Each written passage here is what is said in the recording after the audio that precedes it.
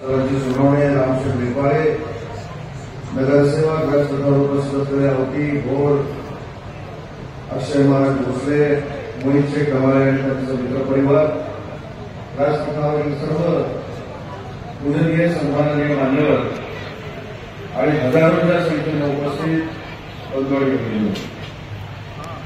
मी सर्वप्रथम शरददादा सोनवणे असतील, आमचे अक्षय महाराज असतील किंवा आपण सर्व असाल त्यांना मनापासून धन्यवाद देतो.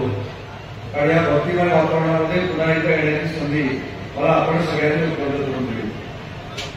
शरददादांनी सांगितलं की अनंत अडचणीवर मात करत आज मी या ठिकाणी पोहोचलो.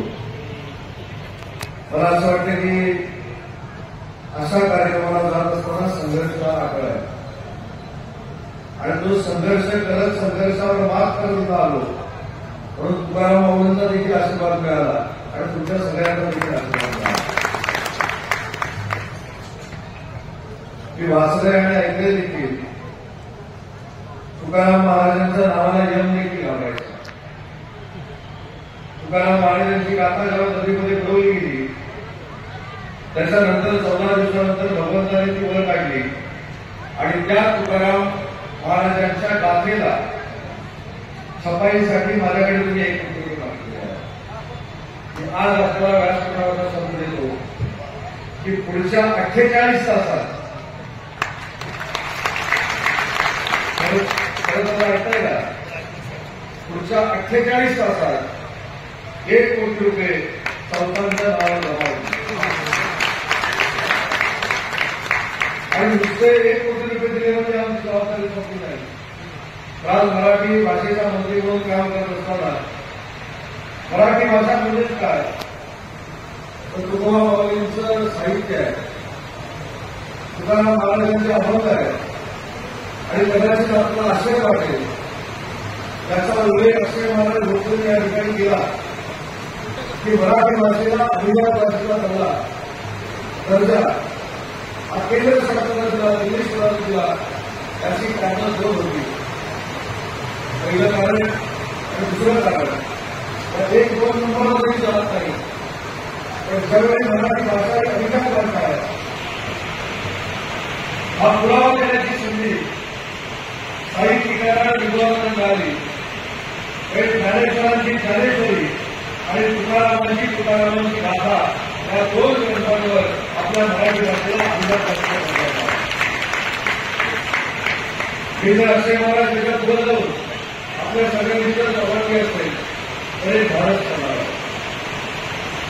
तुकाराम महाराजांच्या गाथेला सफाईसाठी आणि जनसामान्यांसाठी कुटुंबासाठी जे काय करायचे ते महाराष्ट्राचं करेल.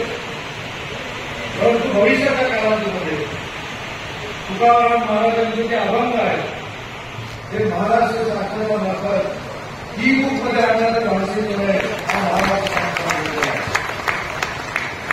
आज भारतीय संप्रदायामध्ये आम्ही सगळे कीर्तन ऐकतो, भजन ऐकतो, परंतु माझ्या तुकारामांची गाथा ही परदेशातल्या माणसाला देखील कळली पाहिजे, त्याला देखील उमजली पाहिजे. त्यासाठी पुढच्या वर्षी पहिला भाग आज तुमच्याशी चर्चा करून ई बुक मध्ये आणण्याचा माझा प्रयत्न आहे आणि याच्यासाठी महाराष्ट्र शासनाला जो काही निधी उपलब्ध करून द्यायचा आहे तो आम्ही नक्की उपलब्ध करून देऊ. हा देखील सगळ्या कार्यक्रमाचा निमित्ताने आपल्याला होतो. मला शरददादांनी एका शिवसेनेचा उल्लेख केला. आज मी राजकारणासाठी इथं आलेलो नाही, फक्त तुमचे सगळ्यांचे आशीर्वाद पाहिजे त्यासाठी मी इथं आलोय. परंतु काही गोष्टी सांगितल्या पाहिजे. आजपर्यंतच्या इतिहासामुळे वारकऱ्यांच्या दिल्लीला कधी निधी महाराष्ट्र शासनाने दिला होता ते माननीय एकनाथ शिंदे साहेबांनी देण्याचे भाग केले. आज देखील त्यांना मला सांगितलं की माझ्यातर्फे देखील सगळ्यांना शुभेच्छा द्या. माझी दिल्लीमध्ये बैठक असल्यामुळे मी येऊ शकत नाही, परंतु वारकऱ्यांच्या सन्मानासाठी जे जे काय करायचं आहे ते एकनाथ शिंदे करायला तयार आहे. हा देऊन मला एक आज राज्याचे मुख्यमंत्री देवेंद्रजी असतील, आम्ही सगळेच असू की महाराष्ट्राची संस्कृती जपतो, महाराष्ट्राची संस्कृती पुढे नेण्याचा प्रयत्न करतो. आणि मला असं वाटतं की आजचा हा कार्यक्रम महाराष्ट्राच्या पारंपरिकतेचा आहे आणि संस्कृतीचा आहे. ही संस्कृती म्हणजे महाराष्ट्राची संस्कृती आहे. वारकरी म्हणजे महाराष्ट्राची हे जाणणारे आम्ही सगळे असल्यामुळं अनंत अडचणी असताना देखील या ठिकाणी पोहोचलो. परंतु इथं पोहोचण्याची ताकद आपण सगळ्यांनी मिळून मला दिली. मला पहिल्यांदा सांगितलं 2.5 तासात पोहोचू शकता. मी हेलिकॉप्टर सोडून दिलं, गाडीतून निघालो.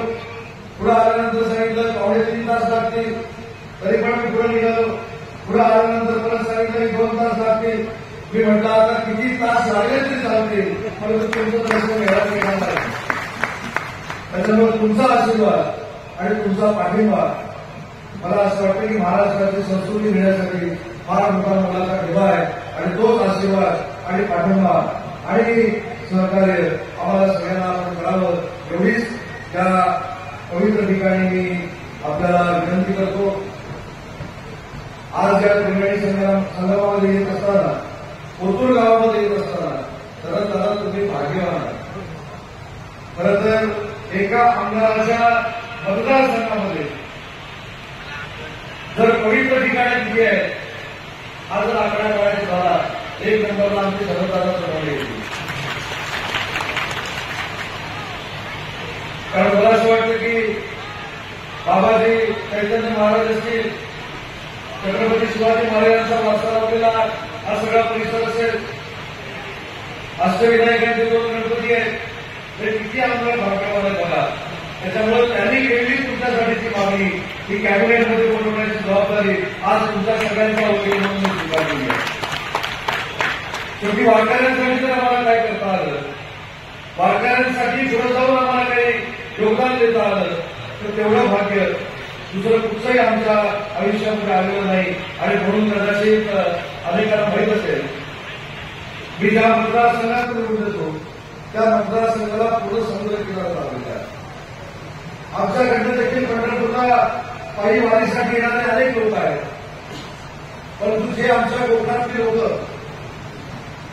वारीला पंढरपूरला येत नाही, त्यांना माऊलींचं दर्शन हे रत्नागिरीतच व्हावं यासाठी सगळ्यात तुमचं माऊलींची मूर्ती महाराष्ट्रामध्ये पहिली निर्माण करणारा तुमचा सहकारी याची परिस्थिती मी कधी केली नाही. 6वा चित्रपट आता आला असेल, तर तिला माहिती आहे 6वा चित्रपट आता आला असेल, पण महाराष्ट्रातला आणि देशातला सगळ्यात छत्रपती संभाजी महाराजांचा उंच पुतळा 2 वर्षापूर्वी निर्माण करणारा देखील तुमचा एक सहकारी आणि एका परिस्थितीसाठी केलं नाही.